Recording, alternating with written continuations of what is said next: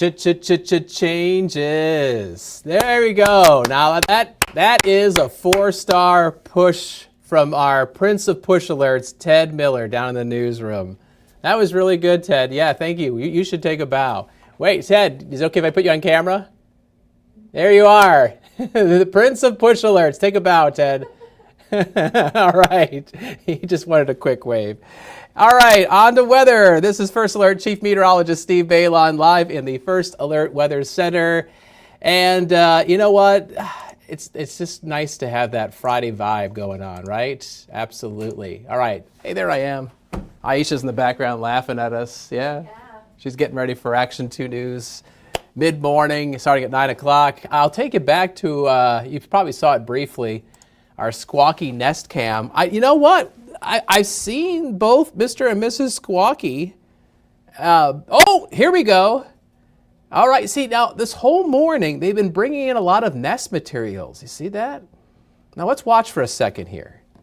So, yeah, they bring in, you know, the twigs and the dirt and the mud and all that stuff. I've seen them bring in some leaves. And I don't think Mrs. Squawky is going to do it right now, but at times she sits down in that nest and she starts kicking her back feet, you know. And it's interesting. It's like she's trying to shape that nest because it won't be long until we get to see some eggs. That'll be exciting. Oh, there's Mr. Squawky. So yeah, they're busy still building that nest. And you know, knowing our luck, we'll come back Monday morning and the eggs will be there. Like we'll have missed the exciting part. Well, the exciting part is obviously when they hatch. But anyway, we're going to follow this step by step and see how Mr. and Mrs. Squawky are building their family this spring. All right, here's a look at First Alert Viper Max. There's a couple little spotty light showers in the north, especially in Menominee County, Michigan, Marinette County, east over towards Lakewood and Mountain. We're picking up on a little bit of some light rain around Wausau and Mosinee. And that rain goes all the way back into northwestern Wisconsin, where it wouldn't be surprising if you're seeing a little bit of some mixed precipitation, especially if we get that yellow color there. That might be a little bit of some sleet mixing in with that rain. And then if you go into the Arrowhead of Minnesota, there's some wet snow mixing in. And some of that wet snow could mix in with the rain in higher elevations of the western portions of upper Michigan. There's a chance of that. All right, so today, a couple spotty showers, especially north of the Fox cities. Otherwise, a lot of clouds. We have seen some peekaboo sun this morning in spots. That might continue from time to time through the afternoon. I wouldn't expect a lot of sun, but you know, every once in a while the clouds may part and the skies will brightly, shine. The sun will brightly shine, briefly brightening up, and then the clouds will probably, fill back in. So mostly cloudy to overcast, a high temperature of 54 degrees, and that's not quite as cold as it was yesterday, but it's still below average. Typically we see highs in the low 60s, but low to mid 50s. First Alert Pinpoint Predictor shows those showers in the north, and if Predictor is right, they'll tend to diminish as we go into the afternoon, while areas south, not that you couldn't get a shower, it's just less likely. You'll have a lot of clouds that hang around, and again, a little bit of peekaboo sun is possible. There's still an outside chance of a renegade shower this evening, but I think most folks will be dry despite those persistent overcast skies. Areas of the north could see 1/10 of an inch of rain, but that's about it. No measurable rain for the Fox Valley and eastern Wisconsin. Now, we have some light showers today. That's today's weather maker. Well, what about our next weather maker? It's the same system. The same storm system is going to impact us early next week with more clouds and perhaps another chance of rain. So today's rain chance is 30%. Weekend's going to be dry. Look at Monday. Another 30% chance of showers. What's up with that? So the rain that's happening in northern Wisconsin is because of a wave of low pressure. That's causing the jet stream to buckle across the northern plains and the western Great Lakes. But the thing is that this area of low pressure is about to cut off from the main jet stream flow, which is going to continue to flow through Canada. So that means this area of low pressure doesn't have a whole lot of steering winds to kind of push it around the nation. So it just kind of wobbles and sits and spins right over top of the Ohio Valley. I kind of wonder if I do this long enough, if I will start to get nauseous or if I start to get a little bit dizzy. Let's not have that happen, right? Low pressure, though, should wobble northward back towards the Great Lakes on Monday. So what does that mean for us? It means clouds come back It means that perhaps a few showers brush across the lakeshore. It also means, if you look at the wind flow, that wind flow going counterclockwise around that area of low pressure, that wind comes in out of the east and northeast, which is probably going to bring back in some cooler weather.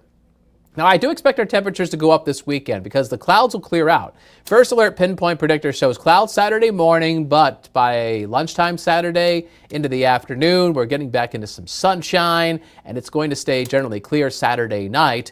Now, Sunday, a good chunk of the day is going to be sunny, but I want you to see the clouds in lower Michigan. Do you see them? Watch where they go. They really don't go from west to east. They go from east to west. They kind of back up into eastern Wisconsin, especially late in the day.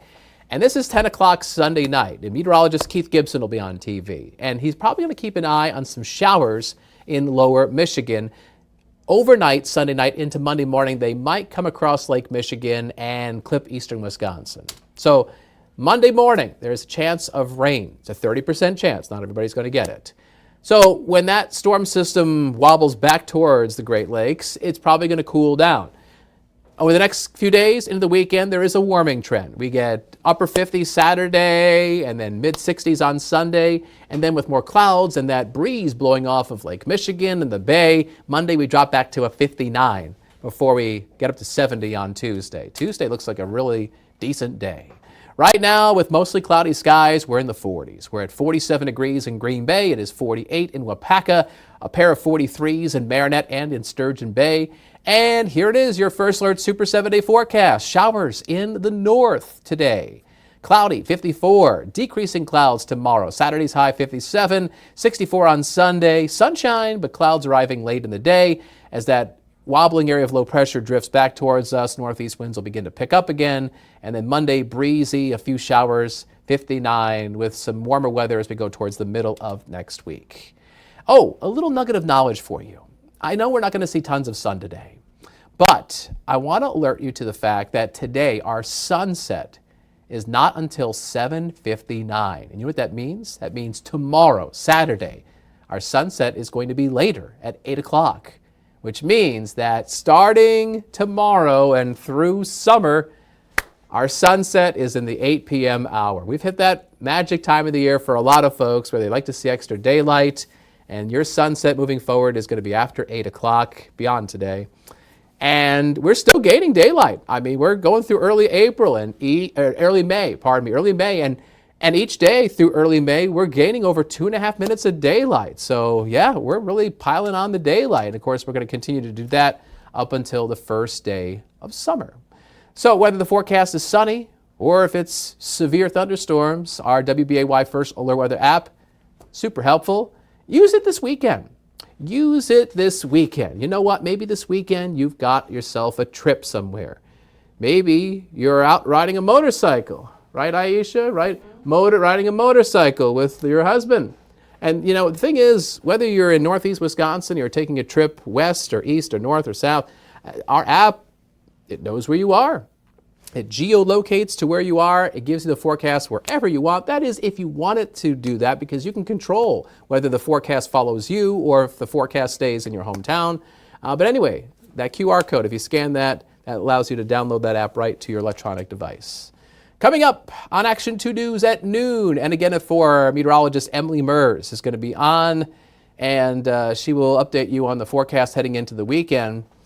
If you watched our First Alert live stream at 7:05, we had a fun little segment on whether in the year 2025 people should be wearing jorts or not. You know, jean shorts.